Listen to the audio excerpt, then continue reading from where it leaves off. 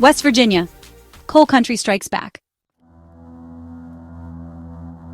Once the pride of American industry, West Virginia stood tall on coal. Towns boomed, mines dug deep, and paychecks brought power to mountain communities. But in 2025, the story's taken a sharp turn, and Canada's playing a bigger role than most West Virginians ever imagined. In the escalating trade war between the United States and Canada, states like West Virginia have found themselves in the crosshairs, not just politically but economically. This isn't just about tariffs anymore. It's about pride, jobs, and survival.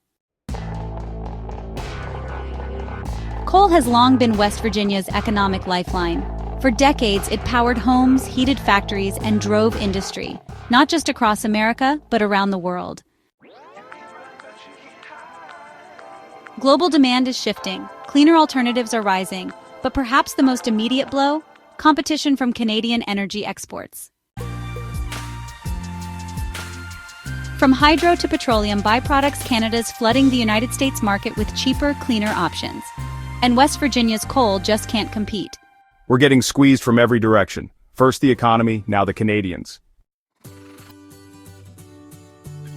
And it's not just coal. Natural gas drilling, chemical production, and even timber are caught in the crossfire of tariffs and counter-tariffs.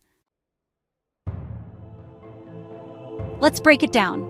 We did not start this trade war, but we're certainly not going to fold under pressure. The United States has slapped hefty duties on Canadian aluminum, lumber, and energy products. We fired back, targeting United States exports like coal, chemicals, and machinery. West Virginia's manufacturers, already struggling with declining demand, are now facing retaliatory duties that make their exports even less attractive to Canadian buyers. We used to sell pipe fittings to Ontario. Now, it's too expensive for them. We lost that contract.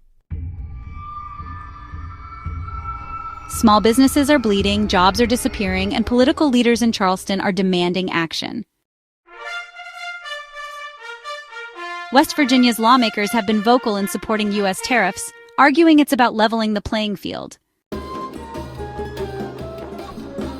But behind closed doors, some admit the backlash is hurting their own people more than Canada. This isn't just economic, it's cultural. Many West Virginians feel forgotten by Washington and undercut by Ottawa, and that's creating a volatile mix of resentment and nationalism.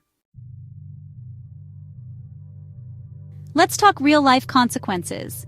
Tariffs have led to plant closures in Charleston and Parkersburg, rising costs for mining equipment, much of it imported, farmers paying more for fertilizers sourced from Canada, and reduced demand for Appalachian hardwoods and chemicals.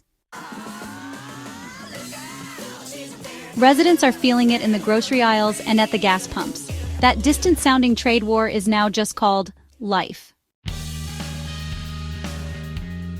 If we don't export, we don't survive. It's that simple.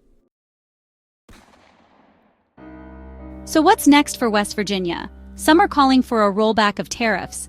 Others say it's time to double down on America first, but either way, the damage is already done. Trust across the border has eroded. Canada once viewed West Virginia as a quiet trade partner. Now, it's become a cautionary tale, a state caught between politics and prosperity. If you're finding this eye-opening, hit that like button and subscribe.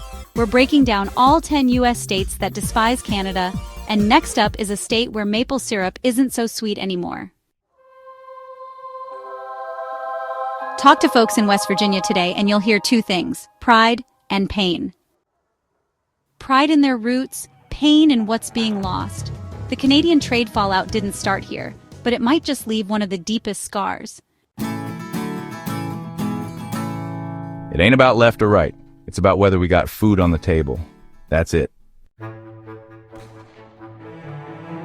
Up next, North Dakota, where silos, soybeans, and pipelines are all being pulled into the storm, and the fallout might be even colder than the prairie winters. Don't go anywhere.